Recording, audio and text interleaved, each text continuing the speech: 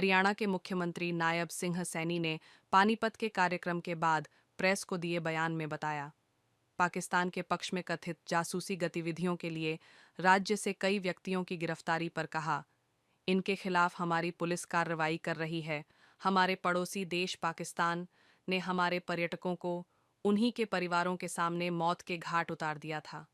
प्रधानमंत्री मोदी ने कहा है कि जो आतंकवाद की बची जमीन है उसे मिट्टी में मिला दिया जाए और हमारे जाबाज सैनिकों ने आतंकवाद की उस मिट्टी को मात्र 3 घंटे में मिट्टी में मिलाने का काम किया। पकड़े गए और क्या कार्रवाई आगे बातचीत जारी रहेगी?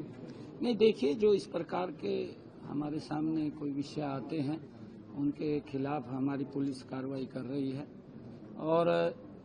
जो पकड़े गए हैं कि हमारे ही यहाँ देश में रह करके अपने एक ऐसे पड़ोसी देश, क्योंकि भारत की संस्कृति में, हमारे संस्कारों में,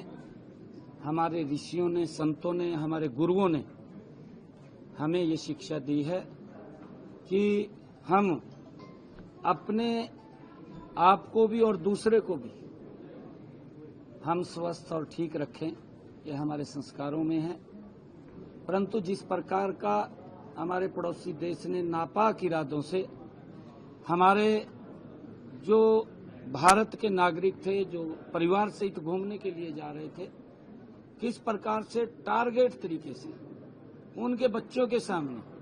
मौत के घाट उतार दिया। और आदरणीय प्रधानमंत्री जी ने एक शब्द कहा था, उन्होंने ये बात कही थी कि अब समय आ गया है कि जो आतंकवाद की बची कुची जमीन है उसको मिट्टी में मिलाने का। और हमारे जांबाज